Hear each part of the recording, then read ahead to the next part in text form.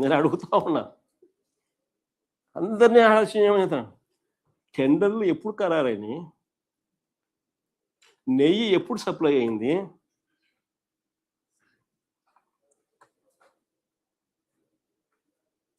Sample ఎప్పుడు reject అయినాయి?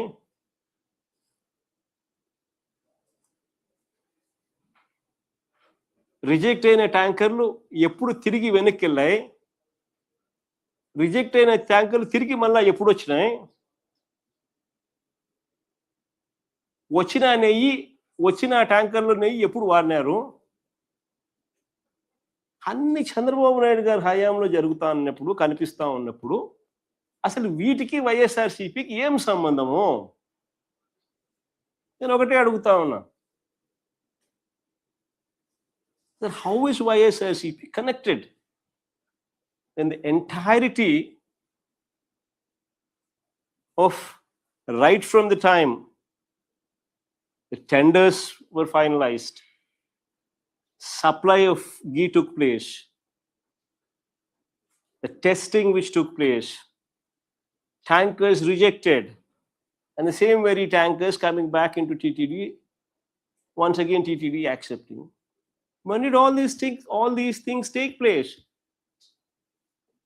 How is YSRCP connected?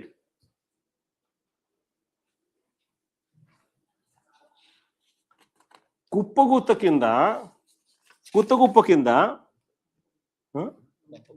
గంపగుత్త కింద, సారీ కొంచెం తెలుగులో కొంచెం వీక్లే, గంపగుత్త కింద ఏ రకంగా దీనికి మా ప్రభుత్వానికి కనెక్షన్ ఇస్తారు?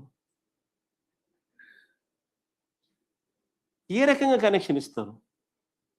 అసలు అన్ని కనెక్షన్లు చంద్రబాబు నాయుడు హయాంకు కనిపిస్తూ ఉంటే, ఇలా తీసుకొచ్చిన దగ్గర నుంచి, వాళ్ళ హయాంలో సప్లై చేయడం దగ్గర నుంచి, ఇప్పుడు టెస్ట్ శాంపుల్స్ ఫెయిల్ అయితే మళ్ళీ తిరిగి టీటీడీలోకి తీసుకురావడం దగ్గర వరకు అన్నీ ఆ పక్కే కనపడతా ఉంటే, నువ్వు ఎందుకు 2019లో ఆపుతున్నావు? 2014 దాకా ఎందుకు చేయడం లేదు ఎంక్వైరీ?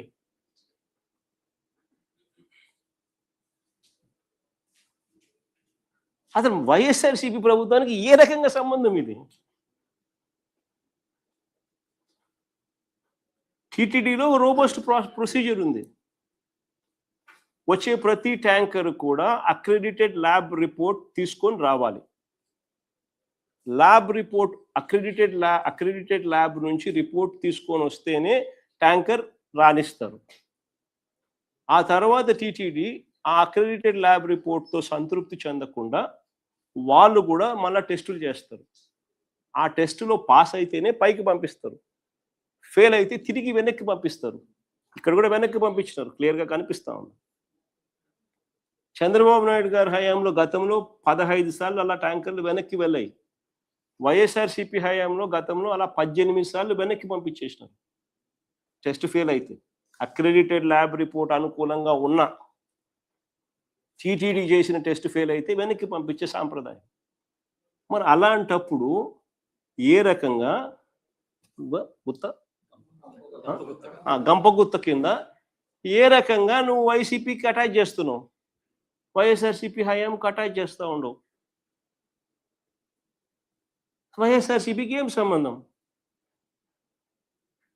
తప్పు జరిగింది ఇప్పుడు చంద్రబాబు నాయుడు హయాంలో. రిజెక్ట్ చేసిన ట్యాంకర్లు మళ్ళీ వెనక్కి తీసుకొని నువ్వు వాడావు. సిబిఐ ఛార్జ్ షీట్లో చెప్పింది, నేను చెప్పలా. వాళ్ళ ఛార్జ్ షీట్ నెంబరు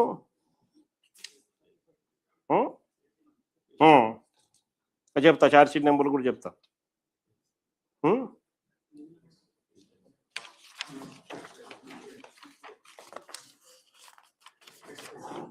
వాళ్ళ charge sheet number CBI SIT final charge sheet, page number 44, page number 91, page number 64, 3 charge షీట్లో ఉంటాయి. చూడండి. Further the adulterated ghee rejected 4 tankers of MSAR Dairy Food Private Limited were resupplied to TTD in the supply orders of Vaishnavi Dairy Specialities Private Limited, and TTD accepted the same.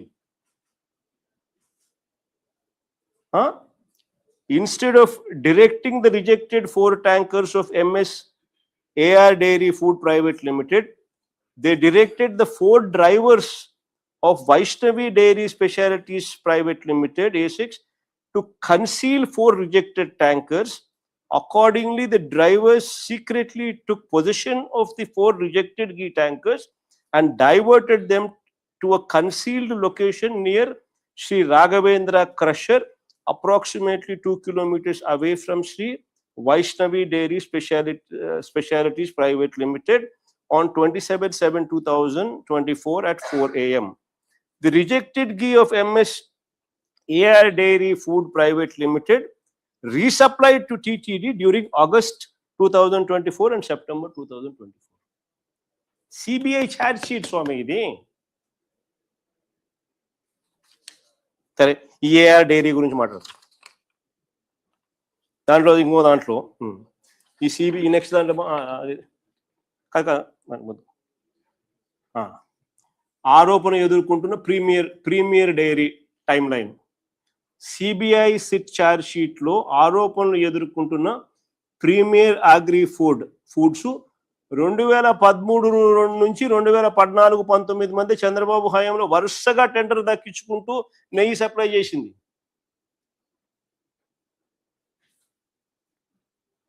ఈ విడత చంద్రబాబు అధికారానికి వచ్చిన ఇది ఇంకోటి, ఇది ఇంకా చూడండి, వరుసగా చంద్రబాబు నాయుడు హయాంలో ఇదే ప్రీమియర్ డైరీ అనేది వరుసగా నెయ్యి సప్లై చేస్తా ఉందని చెప్పి ఆధారాలతో సహా డాక్యుమెంట్స్ ఒకవైపున కనిపిస్తూ ఉండగా, మరోవైపున ఈ విడత ఇప్పుడు చంద్రబాబు నాయుడు రెండోసారి ఇప్పుడు ముఖ్యమంత్రి అయిన తర్వాత, చంద్రబాబు నాయుడు అధికారంలోకి వచ్చిన తర్వాత కూడా టెండర్లలో పాల్గొంది.